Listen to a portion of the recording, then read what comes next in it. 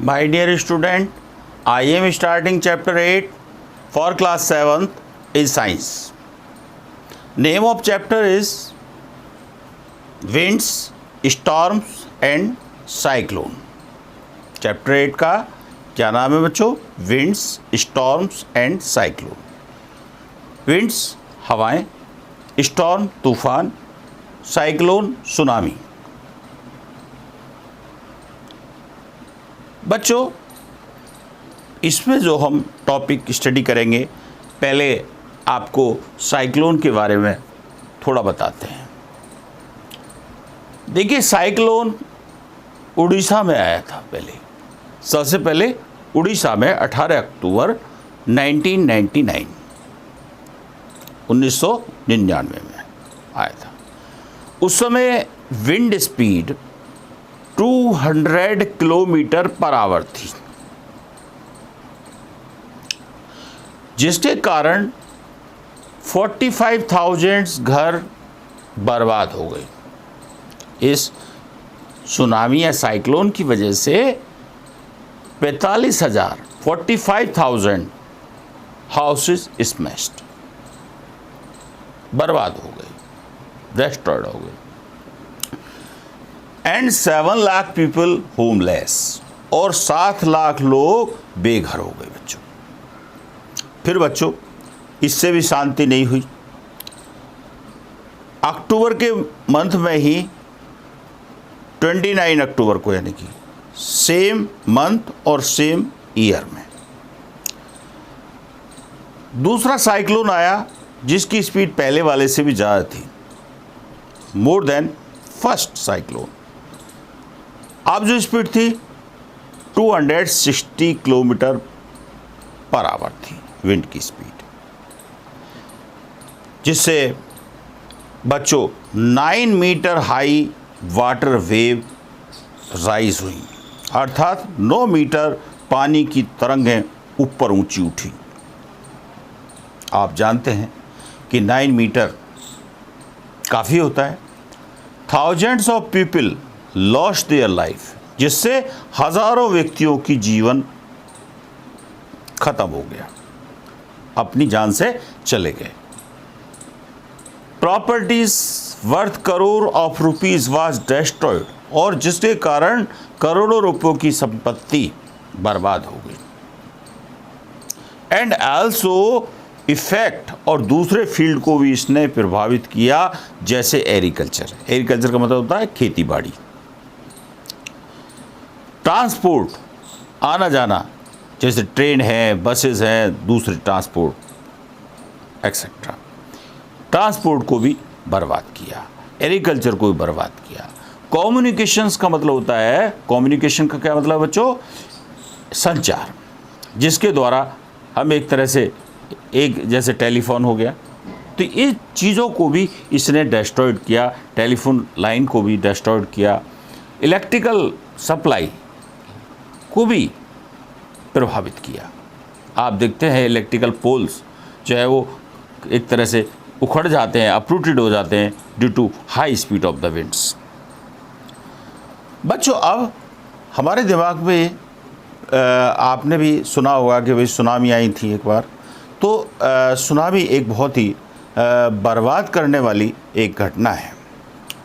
अब देखिए, but what is cyclone? What is cyclone? What is storm? What is wind? We study about them in this chapter. देखिए, सबसे पहला जो word है वीडियो फर्स्ट में, वो विंड्स है बच्चों. तो हम विंड्स क्या है इसकी परिभाषा के बारे में समझें. The moving air is called wind. Moving air is called wind, अर्थात मूविंग एयर को क्या कहते हैं? विंड कहते हैं. चलती हुई हवा को विंड कहा जाता है बच्चों. ये याद रखिए, विंड की डेफिनेशन है बच्चों. अब ये तो हमारी समझ में आ गई कि विंड्स क्या हैं. अब एयर एग्जर्ट प्रेशर, वायु दाब डालती है. एयर हवा, एग्जर्ट माने लगाती है, प्रेशर माने दाब. बच्चों इस बात को कैसे हम महसूस करें, किस तरह से एक एग्ज़ाम्पल के थ्रू आपको समझाएं। देखिए, मैंने इस टॉपिक को डायग्राम के थ्रू भी काफ़ी समझाने की कोशिश की है, तो आप देखें ज़रा इस वाले डायग्राम को देखें बच्चों। देखिए, ये एक बीकर है जिसमें पानी भरा हुआ है, लगभग आधा पानी है बीकर में, यानी कि हाफ फिल्ड वाटर है ये बीकर। इसको हम एक स्टैंड पर इस तरह से एडजस्ट करके, और यहाँ कोई जैसे ये कहें बर्निंग कैंडल ले लें या और दूसरे साधन ले लें, समझे, जैसे बर्नर, इसको यानी कि वाटर को हॉट करें और जब तक हीट करते रहे जब तक ये बॉईल करना स्टार्ट ना हो जाए। बॉईल करने के बाद इस कंटेनर को हम अलग किसी वेसल्स में रख देते हैं और फिर इसके बाद बच्चों इसमें कोल्ड वाटर पोर करते हैं। इसके ऊपर क्या डाला हमने, बॉइल्ड वाटर के कंटेनर के ऊपर ये कोल्ड वाटर या नॉर्मल वाटर। अब ये जो केन है, केन भी कह सकते हैं, है जो केन का एक तरह से कवर होता है, इसका कवर कर सकते हैं ढक्कन के थ्रू, है लिड के थ्रू। तो अब क्या है कि ये जो कंटेनर है यानी केन जो है जिसमें बॉइल्ड वाटर था, जब हमने इस पर कोल्ड वाटर पोर किया तो जो इसके अंदर जो स्टीम थी, भाप थी, वो कंडेंसेशन के कारण किस में कन्वर्ट हो जाती है बच्चों, वाटर में, और यहाँ एयर का प्रेशर कम हो जाता है। इनसाइड द कंटेनर प्रेशर कम हो जाता है in comparison of the outer surface. अब चूँकि वायु का जो प्रेशर है, एयर प्रेशर जो है वो तो बराबर है, लेकिन अंदर का प्रेशर कम हो गया, जिसके कारण ये कैन डिस्टॉर्टेड हो गई, समझे, विकृत हो गई, अपने आकार को इसने सिकोड़ लिया, श्रिंक हो गई।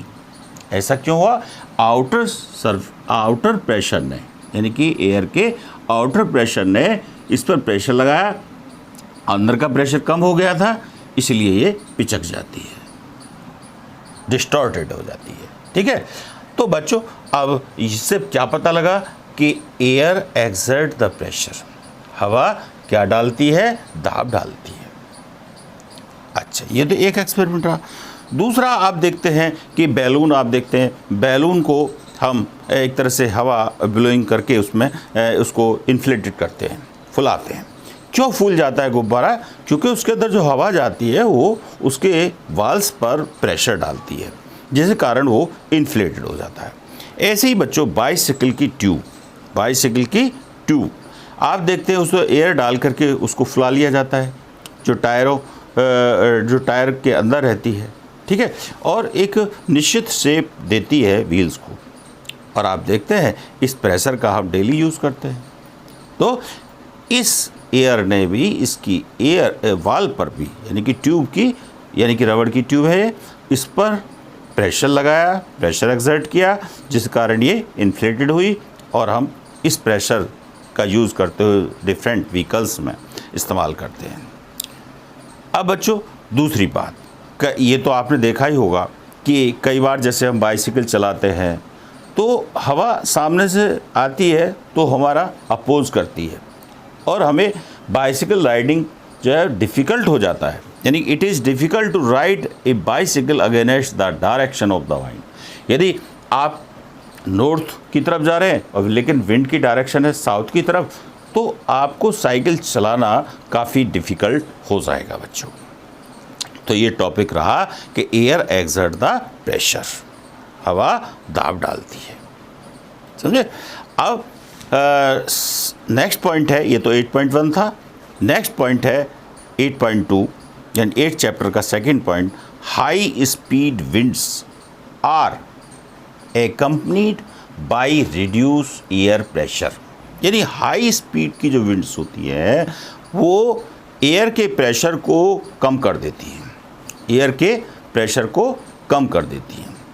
तो बच्चों ये कैसे शो किया जाए, क्योंकि एक प्रैक्टिकल वर्क हो गया कि हाई स्पीड जो है वो प्रेशर को कम कैसे करती है, हाई स्पीड विंड के साथ एयर का जो प्रेशर है वो रिड्यूस क्यों हो जाता है, कम कैसे हो जाता है।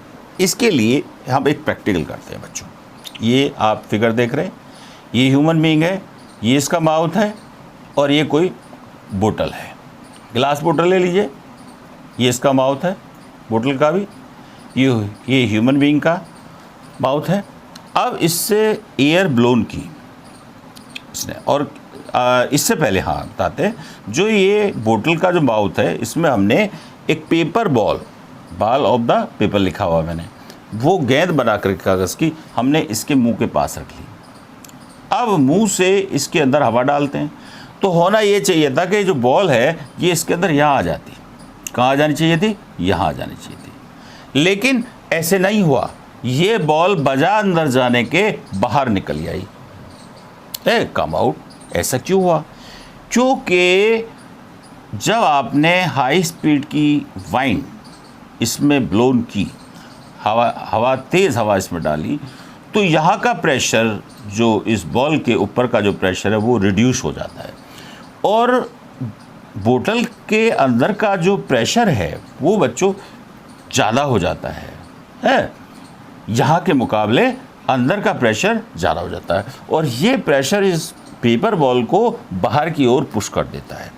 तो बजाय गेंद अंदर जाने के कहाँ आई, बाहर आ गई, क्योंकि अंदर के प्रेशर ने इस बॉल को बाहर फेंक दिया।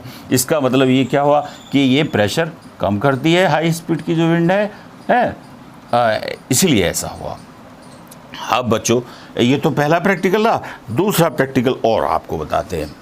ये आप देख रहे हैं कि ये कोई स्टिक है, छड़ी है, समझे नहीं, कोई भी सख्त चीज़ ले सकते हो जिससे आप दो बैलून इसमें टाइप कर सकें, एक ये बैलून, दूसरा ये बैलून।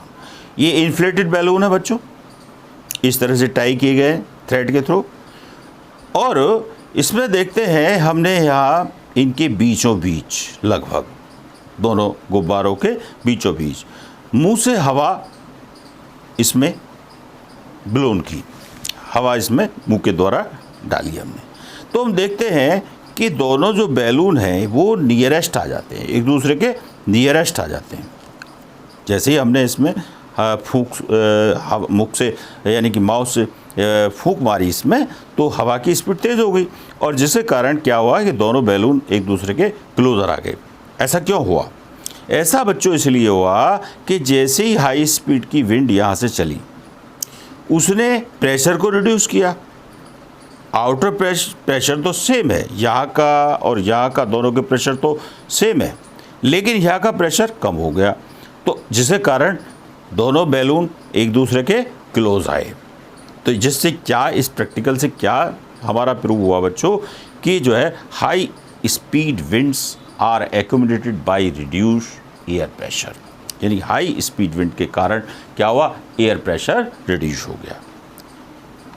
अब बच्चों ये भी कोई ह्यूमन बीइंग है, ये इसका माउथ है, तो इसने एक पेपर स्ट्रिप यानी कागज़ की एक पट्टी कह सकते हैं जिसको, जो लगभग 20 सेंटीमीटर के आसपास है, इस तरह से लटकी हुई है, आप देख रहे हैं। इस वक्त इसने व्यक्ति ने केवल अपने सामने केवल ये कागज़ की पट्टी रखी हुई है। अब इसने अपने मुख से हवा इसमें बाहर की ओर ब्लोन की, एयर ब्लोन की, तो देखते हैं कि अभी जो पेपर स्ट्रिप है अभी इस ऐसे ना जा करके ऐसे चली जाती है। ऐसा बच्चों क्यों हुआ? क्योंकि एयर एक्सर्ट द प्रेशर, देखिए ऊपर क्योंकि वायुमंडल में एयर होती है और वो इस कागज़ की पट्टी पर प्रेशर डाले हुई थी, तो इसकी कंडीशन ये हो गई थी। लेकिन जैसे ही आपने एयर ब्लोन की तो एयर प्रेशर रिड्यूस हो गया, जो ऊपर लगने वाला जो प्रेशर था हवा के द्वारा वो कम हो गया, और जिसके कारण ये पेपर स्ट्रिप सामने की ओर फैल गई, जैसा आप देख रहे हैं। आप चौथा प्रैक्टिकल भी आपको बता देता हूँ। देखिए ये कोई हाउस है, ये डोर वगैरह है, ये इसकी रूफ़ है। यदि रूफ़ वीक है और तेज़ हवा चलती है जैसे स्टॉर्म वगैरह, तो ये कई बार जैसे छप्पड़ वगैरह होते हैं, पुराने घरों में होते थे, तो वो एक तरह से उड़ जाते हैं, यानी कि हवा इनको उड़ा ले जाती है। ऐसा क्यों हुआ? साइंटिफिक रीज़न है इसका। जैसे ही हाई स्पीड विंड ब्लोन हुई तो एयर प्रेशर कम हो गया। एयर प्रेशर कम होने की वजह से ये रूफ उड़ जाती है, फ्लोन हो जाती है। तो ये हमारे जो प्रैक्टिकल हैं ये शो कर रहे हैं कि हाई स्पीड की जो विंड है उससे प्रेशर रिड्यूस होता है, समझे। अब ये मैंने लिखा है कि इसके बारे में भी लिखा था। देखिए, the air pressure inside the बोतल is higher than near the mouth. Mouth में जो हवा के द्वारा जो हवा हमने उसमें डाली थी है, तो उसने रिड्यूस कर दिया प्रेशर को और बोतल के अंदर का प्रेशर हाई हो गया। एयर इनसाइड द बोतल पुशेस द बॉल आउट, और जो कि अंदर का प्रेशर ज़्यादा है इसलिए उसने बॉल को बाहर फेंक दिया। फिर दूसरे एक्सपेरिमेंट में मैंने कहा है the pressure outside the balloon, यानी बाहर यार यहाँ दोनों जगह, balloon is more than the inner side, so the both balloon है कम इन कॉन्टैक्ट, यानी कि then push them toward each other, यानी कि प्रेशर जो आउटसाइड है वो ज़्यादा हो जाता है, इसीलिए दोनों जो बैलून्स हैं वो एक दूसरे के नज़दीक आते हैं। Then the pushes them toward the each other, बाहर का जो प्रेशर है वो ज़्यादा हो जाता है और उन्हें आगे की ओर धकेल देता है, पुशेस कर देता है, जिसकी वजह से नियरेस्ट हो जाते हैं। फिर लिखा है थर्ड पॉइंट में, this could happen if the blowing air the paper reduce the air pressure. जो ब्लोइंग एयर थी उसने प्रेशर ऊपर का कम कर दिया है एबव द स्टफ, और ये स्टफ इस तरह से सीधी हो जाती है बच्चों। अब कैसे the air move from the region, हवा कहाँ से कहाँ की, यानी कि डायरेक्शन क्या हो सकती है हवा के चलने की। The air move from the region where the air pressure is high, यानी हवाएं उस क्षेत्र की तरफ जाती हैं जहाँ पर प्रेशर हाई से लो होता है, यानी कि air move from the region, यानी कि हवाएं उस क्षेत्र से चलती हैं द प्रेशर इज़ हाई, जो प्रेशर हाई होता है, to region where the pressure is low, और यानी हाई प्रेशर रीजन से लो प्रेशर वाले रीजन की तरफ फ्लो करती हैं। यानी कि सीधी बात यह है कि जो हवाएं हैं वो हाई प्रेशर से लो प्रेशर की ओर फ्लो करती हैं, समझे नहीं, मूव करती हैं। The greater the difference in the pressure the faster the air move, जितना ये डिफरेंस अधिक होगा, यानी प्रेशर का डिफरेंस जितना ज़्यादा होगा, हवा उतनी तेज़ गति से मूव करेंगी। So this is the end of video first in chapter 8। बच्चों वीडियो ज़रूर देखा करें, कोई प्रॉब्लम है तो उसको फ़ोन करके समझ लिया करें, ठीक है, ध्यानपूर्वक इसको समझ लें। Thank you.